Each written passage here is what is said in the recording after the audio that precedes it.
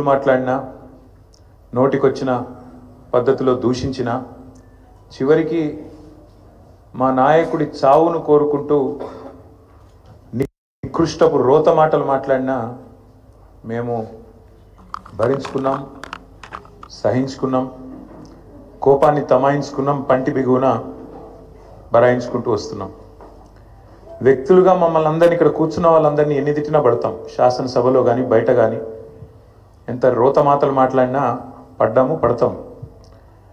కానీ వేల మంది త్యాగాలతో దశాబ్దాల పోరాటాల ఫలితంగా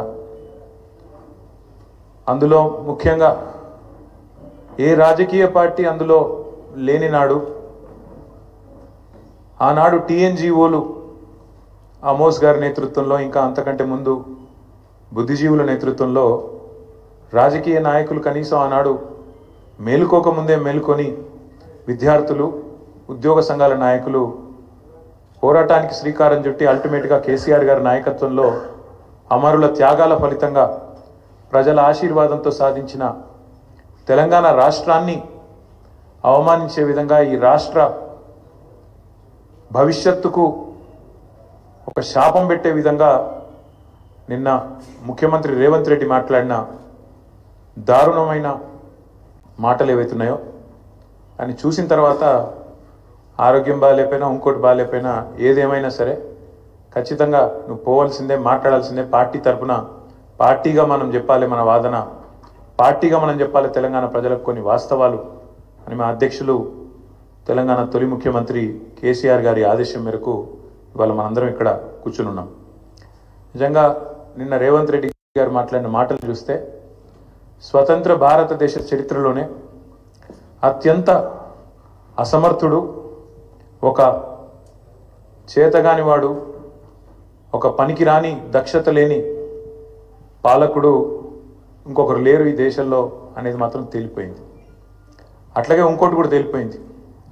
ఏవైతే వీళ్ళు ఒక 420 హామీలతో అభయ హస్తం అనే పేరు మీద ఇచ్చిన మేనిఫెస్టో, అందులో సబ్బండ వర్గాలకు కలిపి 420 హామీలు ఏవైతే ఇచ్చిండ్రో, కాంగ్రెస్ మేనిఫెస్టో ఈ శతాబ్దపు అతిపెద్ద మోసం అనేది కూడా తేలిపోయింది. అట్లాగే కేసీఆర్ గారు చిలుకకు చెప్పినట్టు చెప్పిండ్రు తెలంగాణ సమాజానికి. ఢిల్లీ పార్టీలను నమ్మితే 60 ఏళ్ళు గోసపడ్డం, మళ్ళా మోసపోతే ఢిల్లీ పార్టీల చేతుల్లా మళ్ళా గోసపడతాం, మళ్ళా ఆగమవుతాం అని చిలుకకు చెప్పినట్టు 100 సభలు మాట్లాడితే ప్రతి సభలో తెలంగాణ సమాజానికి ఒక అన్నగా, ఒక సోదరుడిగా, ఒక తండ్రిగా వారు చెప్పడం జరిగింది. ఆనాడు ఎన్నికల నాడు కేసీఆర్ గారు చెప్పిన ప్రతి మాట, ఢిల్లీ పార్టీలను నమ్మితే ఆగమైతే తెలంగాణ అని చెప్పిన మాట అక్షర సత్యం అని చెప్పి ఇవాళ రుజువు అయింది. ముఖ్యమంత్రి గారు మాట్లాడుతూ నన్ను ఎవరు నమ్ముతలేరు, అప్పు ఉడతలేదు, ఢిల్లీకి వెళ్తే దొంగను చూసినట్టు చూస్తుండ్రు, అపాయింట్మెంట్ కోసం పోతే చెప్పులు ఎత్తుకపోతాడేమో అని భయపడుతున్నారు. నాకు తెలిసి అయితే నాకు దగ్గర 48-49 ఏళ్ళు ఉన్నాయి. నేను కూడా రాజకీయాలను ఒక 35 ఏళ్ళకి వెళ్ళి చిన్నప్పటి నుంచి పేపర్లు చదివే అలవాటు ఉంది, టీవీ చూసే అలవాటు ఉంది, ఒక రాజకీయ కుటుంబంలో పుట్టినా కాబట్టి దగ్గర నేను కూడా ఒక 10-15 మంది ముఖ్యమంత్రులు వాళ్ళ నడవడిక, వాళ్ళ మాట తీరువన్నీ చూసినాను. నాకు పక్కన చాలా మంది విశేషమైన అనుభవం కలిగిన వాళ్ళు ఉన్నారు. కానీ బహుశా ఇంత దివాలా కోరు మాటలు మాత్రం బహుశా ఈ దేశ చరిత్రలనే ఏ రాజకీయ నాయకుడు కూడా మాట్లాడలేదు. ముఖ్యమంత్రి కాదు, ఏ రాజకీయ నాయకుడు కూడా మాట్లాడలేదు. ఒక్క మాటలో చెప్పాలంటే రేవంత్ రెడ్డి గారు నిన్న నాకు పరిపాలన చేత కాదు అని కాడి పడేసిండని చెప్పక తప్పదు. చాలా స్పష్టంగా కాడి వారేసి నాతో కాదు అని చేతులు ఎత్తేసిండు. ఇక అయిపోయింది, నాతో కాదని నేను స్పష్టంగా చెప్పిండు. కానీ వారితో పాటు ఈ రాష్ట్ర ప్రజలకు కొన్ని వాస్తవాలు చెప్పాలి కాబట్టి, మా బాధ్యత కాబట్టి చెప్పాలనుకుంటాను.